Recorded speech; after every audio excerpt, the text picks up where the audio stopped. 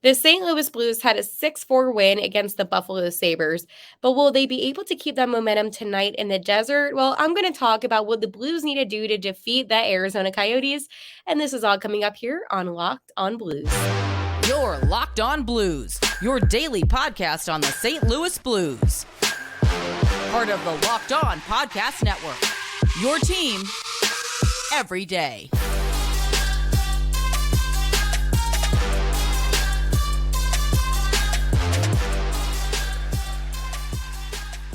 And welcome back to Locked on Blues. I am your host of Locked on Blues, Haley Taylor Simon, talking to you all things about our St. Louis Blues here, a part of the Locked on Podcast Network, your team every day.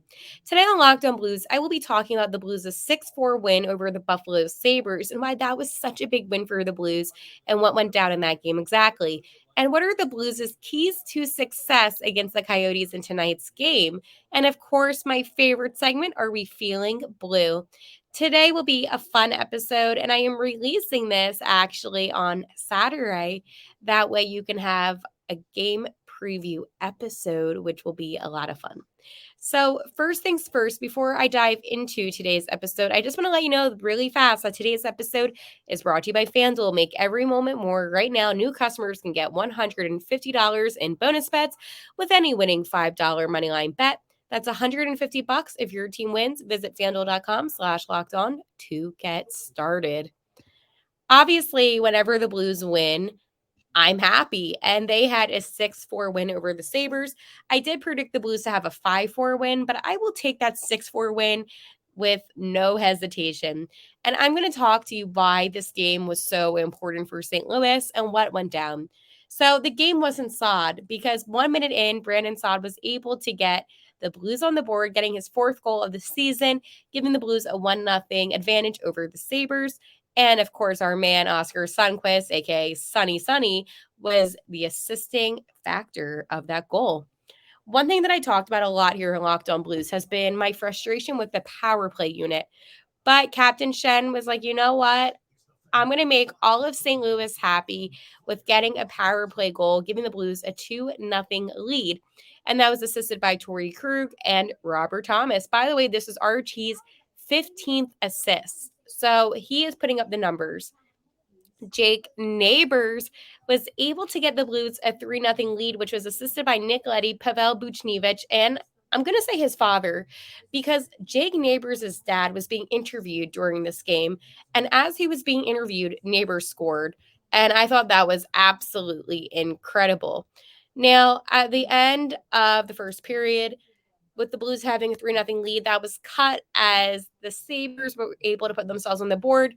So after 20 minutes of play, it was a 3-1 game in favor of St. Louis. Then you might be wondering, Haley, do the Blues have a comfortable rest of the game? No. Zach Benson, who is a guy that I wanted the Blues to draft, and I did a whole episode. I think I did multiple episodes on why I think Benson would have been such a great fit for the Blues. But unfortunately, now he went to Buffalo. And he was able to then cut the Blues' lead to only 1 goal, giving Buffalo 2 goals. So it was a 3-2 game. Unfortunately, Peyton Krebs for Buffalo got his first goal of the season and was able to equalize the game at 3. And this is in the second period, about 10 minutes in. So you might be wondering, okay, Hale, are we panicking yet? Yes, because I'm like, okay, I could totally see this being Buffalo's game now. But luckily, Kevin Hayes was able to answer, and he was able to give the Blues their advantage again, giving them a 4-3 lead, assisted by Jordan Kyrou and Captain Shen. Now, Captain Shen said, you know what? How can I make Blues fans feel better? Well, let me get a goal within a 20-something seconds of Hazy's goal. So Shenner was able to get the Blues' fifth goal of the game, giving the Blues a 5-3 lead, and that was assisted by Jordan Kyrou and Kevin Hayes. So yes, Jordan Kyrou assisted on both of those goals. So that was important to see because I need to see something more from Jordan Kyrou. Then finally in the third period, about 4.5 minutes in, Jake Neighbors got his 9th goal of the season. Yes, that is correct. His 2nd goal of the game, giving the Blues a 6-3 lead, and that was assisted by Pavel Buchnevich and Justin Folk. And I'm telling you, Jay Folk, 11 assists so far this season, which is really good. It's the second highest for the St. Louis Blues. And finally, towards the end of the game, The Sabres were able to get another goal in net, but overall the Blues won 6-4. I do want to point out, though, that the Blues had 20 shots on net. And the Sabres, well, they had 46, which is absolutely insane. That is a lot of shots on goal. And, it's not that it's like funny, but Jordan Binghamton, he he had a great game. I know. Hale, 4 goals went in. He still had a great game. That is an insane amount of shots on net. So I think he did really well. His save percentage was 913%, which is really good. And I think that Binner's been playing really well. So, yes, he had 46 attempted, 4 went in, and he saved 42. You cannot ask for a better game from Binner. So the St. Louis Blues, they now have 25 points. Okay. Is that a reason to panic yet? I wouldn't say it's a reason to panic. I mean, right now, if you were looking at the Central, Colorado has 31, Dallas has 31, Winnipeg has 28, and the Blues have 25. So definitely they need to win a couple more games and hope that other teams lose, but they're right in the middle right now, which isn't awful. It's not the best, but it's not awful. And I feel like for St. Louis, especially after the game that they played, if they keep on playing this way, then they can easily rack up points against teams that may not be as strong. I just seriously think that this is a game where the Blues really need to just take it and move on. I mean, if you look at the game, Neighbors said it best. It was a roller coaster of a game. That's not how we want to play, obviously, but we're happy that we got 2 points and we'll move on from it. But there's definitely areas that we can clean up, just being harder to play against, harder in our battles and stuff like that, just trying to piece together 60 minutes. I think that the Blues had a good game, but obviously in that second period when Buffalo did make that comeback, that drew concern for me as a fan, that drew concern for me as just somebody that was I'm very used, honestly, to the Blues letting me down.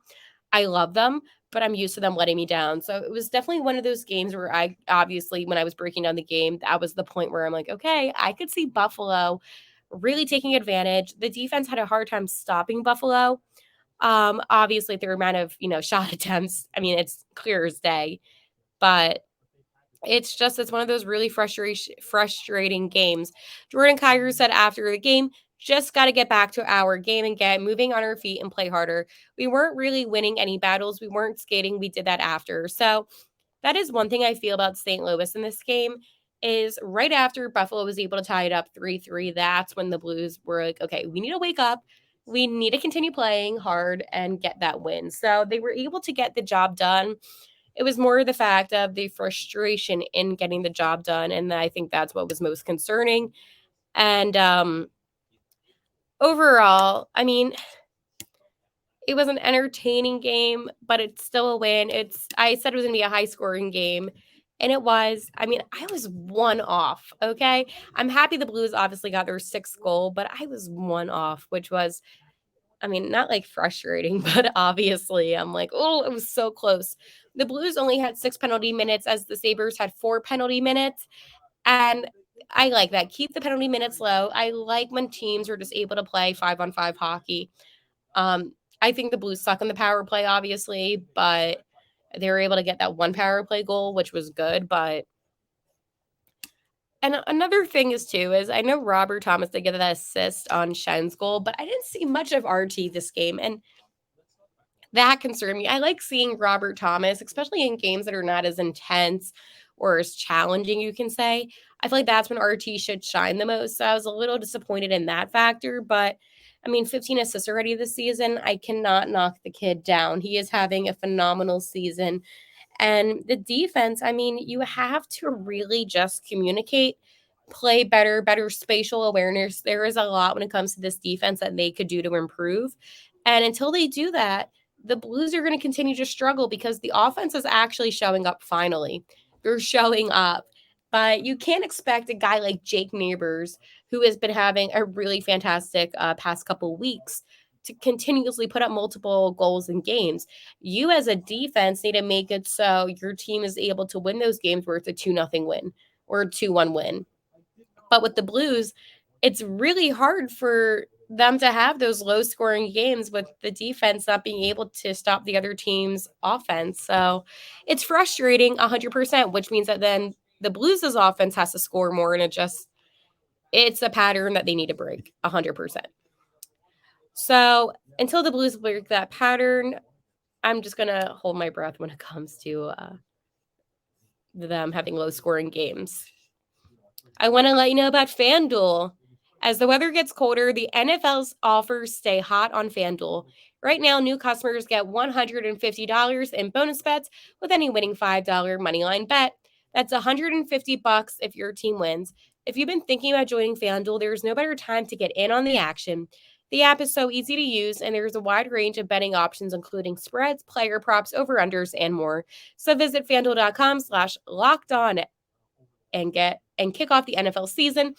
FanDuel, official partner of the NFL.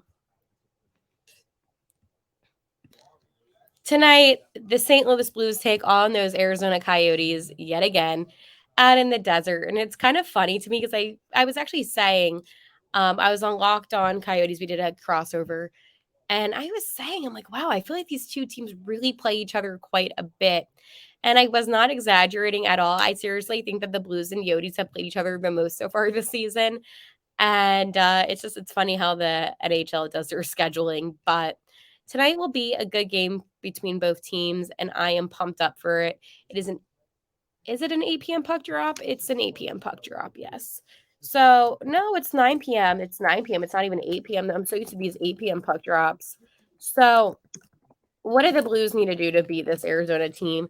Well, it's evident.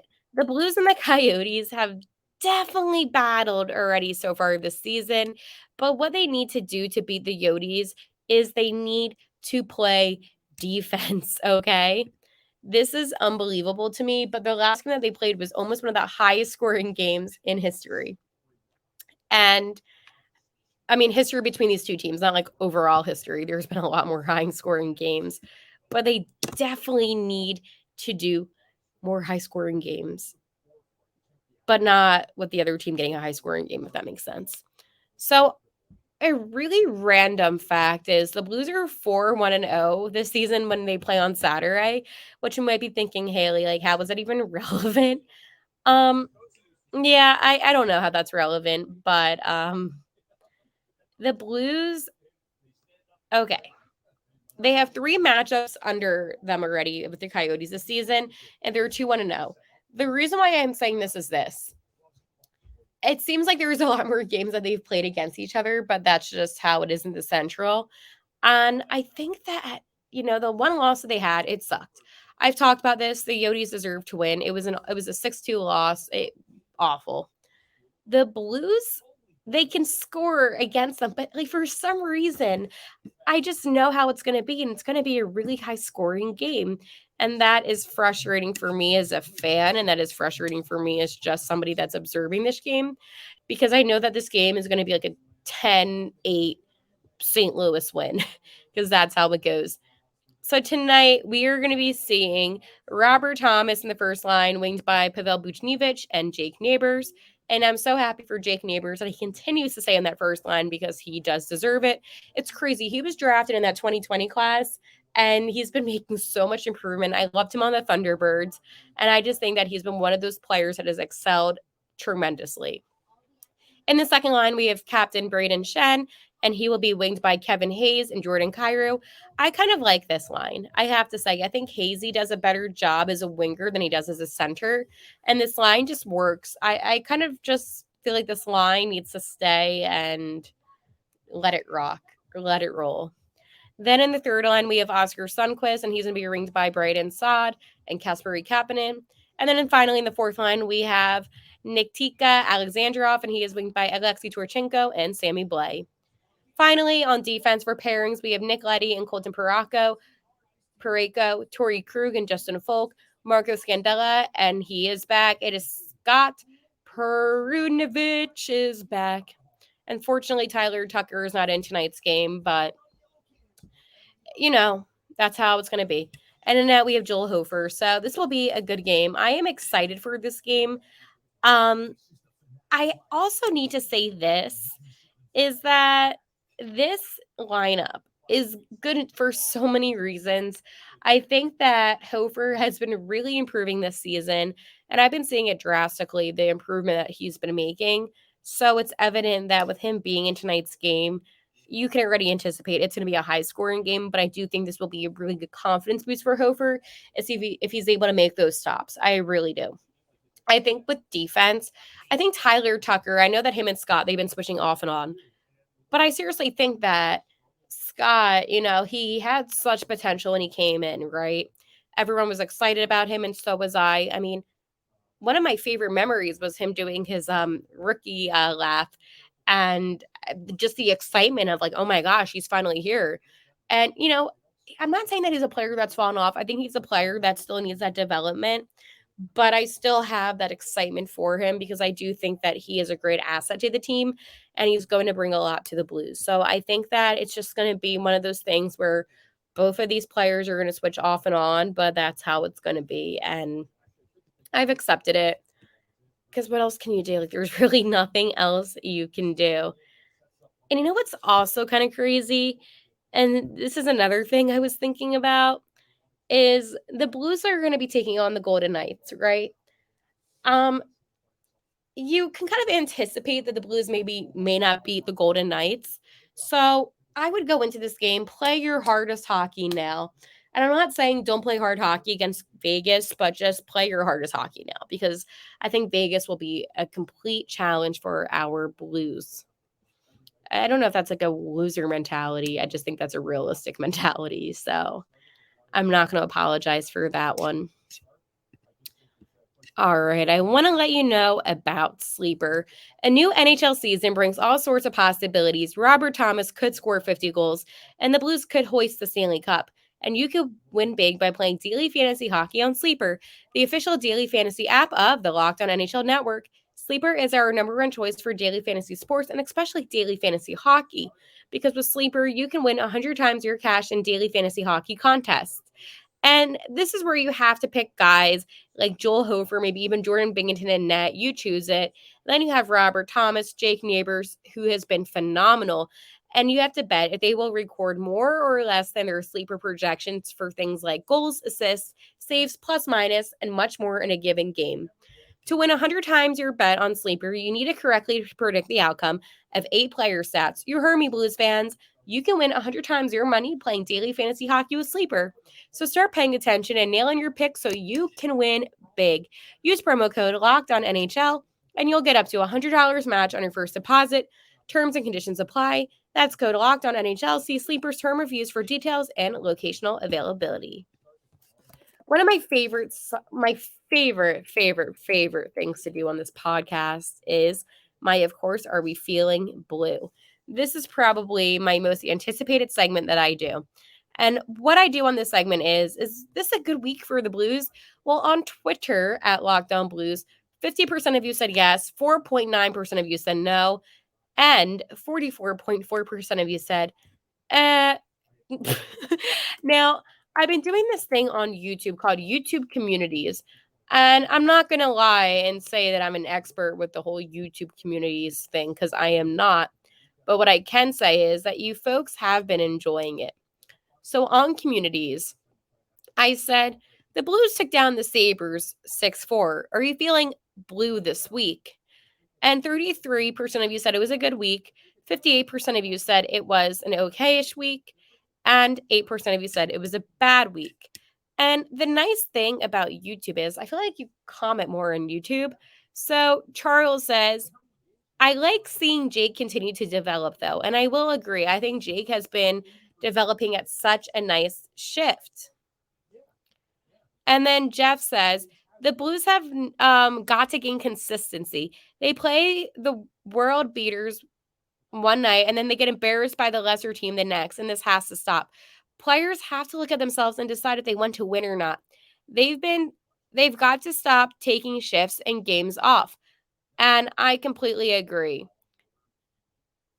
Now, I don't know why this guy thought my name was something else. Oh, I think he was talking to Jordan Binghamton. He says, are you listening, Jordan? You guys have to step up. So Jordan Binghamton, Jeff from YouTube says that you need to step up. And Mr. Gabber says, good win. following a terrible loss.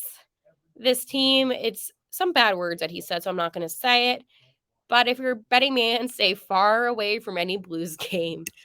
I couldn't say it better myself. If you're betting, sometimes bet on the players individually with sleeper, but do not bet on the team themselves. It's so hard to take the Blues money line right now. I can tell you this. This is the most inconsistent team. I never know what to expect from them.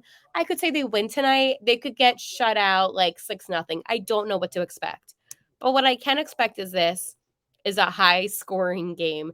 I think that as a fan, there is frustration, and I don't blame you for feeling frustrated whatsoever because I am frustrated as a Blues fan.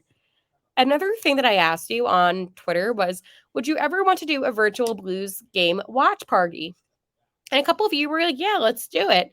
So let me know in the comments below if you ever want to have a Blues watch party with yours truly, or I do a live stream and we're watching the game and reacting to it together. I think it'd be really fun, especially because I live out of state.